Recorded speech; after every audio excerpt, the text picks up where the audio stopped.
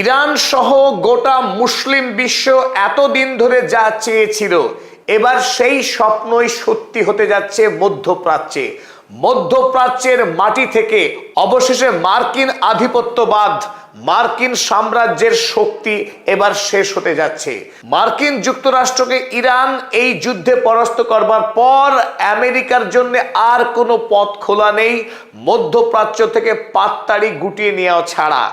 এতদিন ধরে 1970-এর দশক থেকে সৌদি আরব আমেরিকার ছিল গুরুত্বপূর্ণ সামরিক এবং বাণিজ্যিক পার্টনার। সেই সৌদি আরবের সঙ্গে আমেরিকার সম্পর্ক এবার তলানিতে এসে ঠেকেছে।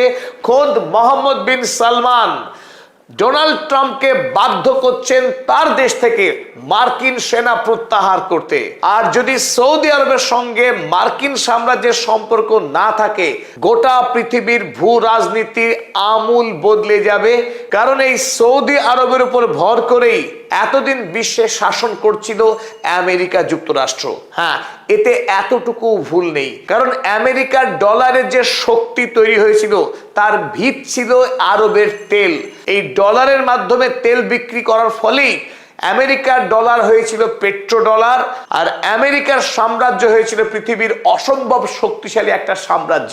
আর ইরান যুদ্ধে পরাস্ত হবার পর আমেরিকার সেই সাম্রাজ্য, আমেরিকার সেই পেট্রো ডলার সব ভাঙতে চলেছে। তবে তার আগে সবচাইতে যেটা বড় খবর এই মুহূর্তে, খোদ সৌদি আরব তার দেশের মাটি থেকেই তাড়াতে চলেছে মার্কিন সেনাদের।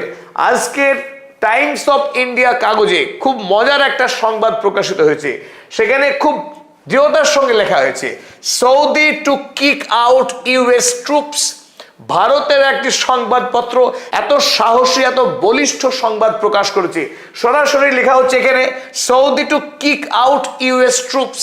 সৌদি আরব লাঠি মেরে আরবের মাটি থেকে মার্কিন সেনাদের বিতরণ করছে from its military bases after MBS rejects Trump's Iran প্লি।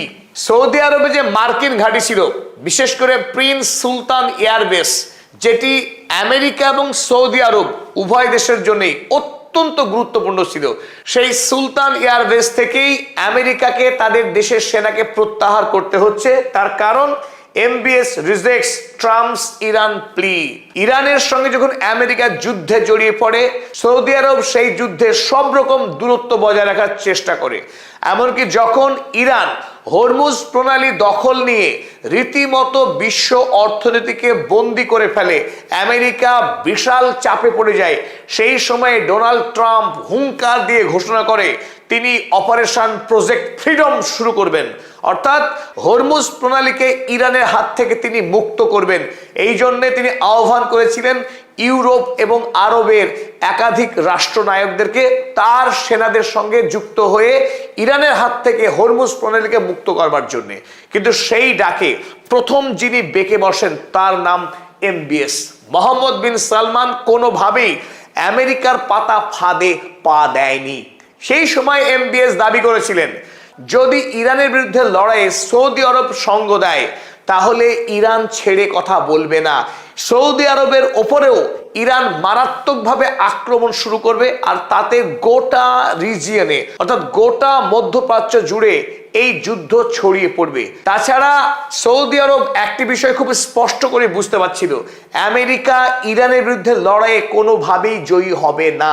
অতএব এই যুদ্ধে জড়িয়ে পড়ার অর্থ সৌদি আরবের দীর্ঘস্থায়ী ক্ষতি। তাই এমবিএস বরং গোপনে গোপনে ইরানের সঙ্গে সখ্যতা বাড়ায় এবং পাকিস্তানের সঙ্গে আগেই যে সামরিক চুক্তি করেছিল সৌদি আরব, সেই চুক্তিকে আরো শক্তিশালী এবং আরো বিস্তৃত করার লক্ষ্যে ধীরে ধীরে এগোতে থাকে। আস্তে আস্তে যুক্ত হয় তুরস্কের এরদোয়ান, মিশরের আল সিসি, ইরান, অর্থাৎ মধ্যপ্রাচ্যের গুরুত্বপূর্ণ রাষ্ট্রগুলো নিয়ে তৈরি হতে থাকে ইসলামিক ন্যাটো। তাই আমেরিকা নয়, সামরিক নিরাপত্তার জন্য সৌদি আরব নিজেদের উপরে ভরসা করতে শুরু করে। ইরান এই মুহূর্তে মধ্যপ্রাচ্যের সবচেয়ে শক্তিশালী রাষ্ট্র। তাই দেশকে যদি সুরক্ষিত রাখতে হয়, ইরানের সঙ্গে বন্ধুত্ব করতে হবে, আমেরিকাকে আর কোনো দরকার নেই। সুতরাং মোহাম্মদ বিন সালমান সেই সাহসী সিদ্ধান্ত গ্রহণ করে, অপারেশন ফ্রিডমে সৌদি আরব কোনোভাবেই আমেরিকার পাশে দাঁড়াবে না, তার দৃঢ়তার সঙ্গে জানিয়ে দেওয়া হয়। আর তখনই ডোনাল্ড ট্রাম্প ব্ল্যাকমেল করতে শুরু করে মোহাম্মদ বিন সালমানকে। বলা হয় তার দেশে আমেরিকার দেওয়া যে প্যাট্রিয়ট এবং থার্ড যে আকাশ প্রতিরক্ষা ব্যবস্থা রয়েছে সেই সমস্ত ব্যবস্থাকে তার দেশ থেকে তুলে নিয়ে যাবে আমেরিকা, এবং নতুন করে আর সৌদি আরবের প্রতিরক্ষা দায়িত্ব আমেরিকা নেবে না। এত বড় হুমকি দেওয়া সত্ত্বেও মোহাম্মদ বিন সালমান এতটুকুও নড়ে চড়ে বসেননি। তিনি ইরানের সঙ্গে তার যে গোপন সম্পর্ক সেটাকে বরং আরো শক্তিশালী করেন।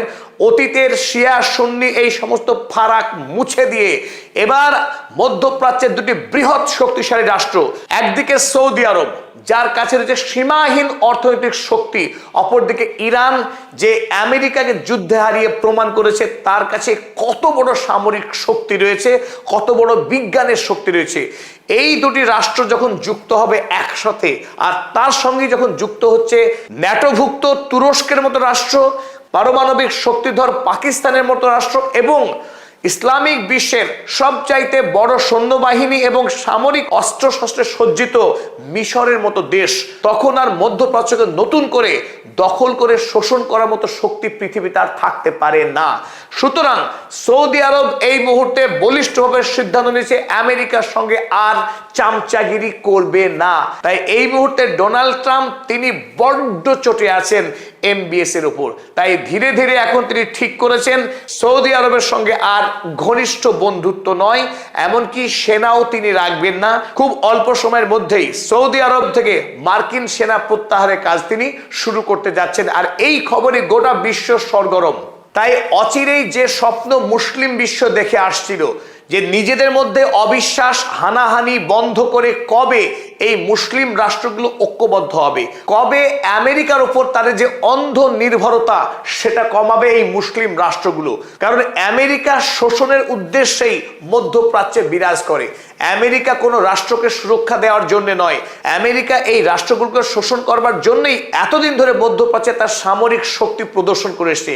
অথচ এই আরব রাষ্ট্রগুলির কাছ থেকেই প্রতি বছর বিপুল পরিমাণের টাকা হপ্তা নিয়েছে আমেরিকা তাদেরকে সুরক্ষা দেবে বলে। কিন্তু একটা বিষয় গোটা পৃথিবী দেখেছে, ইরানের মিসাইলের হাত থেকে আরব আমিরাত, বাহরাইন, কুয়েত, কাতার কোনো দেশ রক্ষা পায়নি। এই সমস্ত দেশে আমেরিকার একাধিক সামরিক ঘাঁটি থাকা সত্ত্বেও একটি দেশকেও রক্ষা করতে পারেনি আমেরিকা। এমনকি তাদের নিজস্ব সামরিক ঘাঁটিগুলোই ধ্বংসপ্রাপ্ত হয়ে গেছে। তাই আমেরিকা বর্তমানে নিজের সুরক্ষাই যখন দিতে পারে না, সে আর কোনো দেশকে সুরক্ষিত রাখতে পারে না।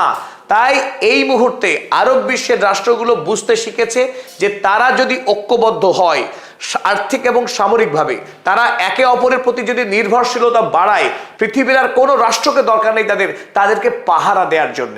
আর যখন মধ্যপ্রাচ্যের সমস্ত মুসলিম রাষ্ট্রগুলো ঐক্যবদ্ধ হচ্ছে, আমেরিকার দিন ফুরিয়ে আসছে মধ্যপ্রাচ্যে, তখন মধ্যপ্রাচ্যের বিস্ফোরা ইসরায়েল, জায়নবাদী গণহত্যাকারী এই ইসরায়েল স্পষ্টই বুঝতে পারছে তার মৃত্যুর সময় ঘনিয়ে আসছে। তাকে বাঁচাবার বা রক্ষা করার মতো একমাত্র শক্তি ছিল আমেরিকা যুক্তরাষ্ট্র, তার বাবা। সেই বাবাই এখন মরতে বসেছে। অতএব এই মুহূর্তে ইসরায়েল বেপরোয়া। ইরান আক্রমণ করে ইসরায়েল চেয়েছিল ইরানের সরকারকে ফেলে দিতে, ইসলামিক রিপাবলিক অফ ইরানকে ধ্বংস করতে, সেখানে রাজতন্ত্র প্রতিষ্ঠা করে গোটা মধ্যপ্রাচ্যকে দখল করার। সেই স্বপ্ন পূরণ হয়নি। আমেরিকা এই যুদ্ধে পৃথিবীর কাছে হাসির পাত্র হয়েছে। অতএব বেপরোয়া হয়ে এই মুহূর্তে ইসরায়েলের পাশবিক সামরিক মন্ত্রী ইসরায়েল কাটস গতকাল নতুন করে হুমকি দিয়েছে ইরানের বর্তমান সর্বোচ্চ ধর্মীয় নেতা আয়াতুল্লাহ মুস্তফা খামেনেইকে। জানিয়েছেন যে এই মুস্তফা খামেনেইকে অল্প সময়ের মধ্যে খুন করবে নাকি ইসরায়েল।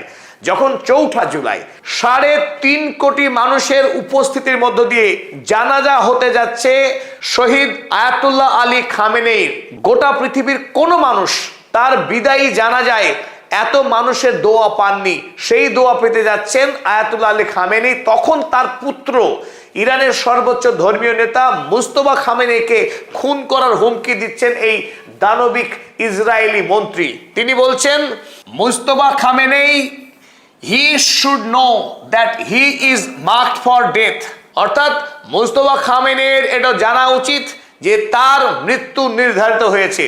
অর্থাৎ যেভাবে তারা খুন করেছিল আলী খামেনেইকে সেইভাবে খুন করবেন মুস্তফা খামেনেইকে বলে তিনি হুমকি দিচ্ছেন।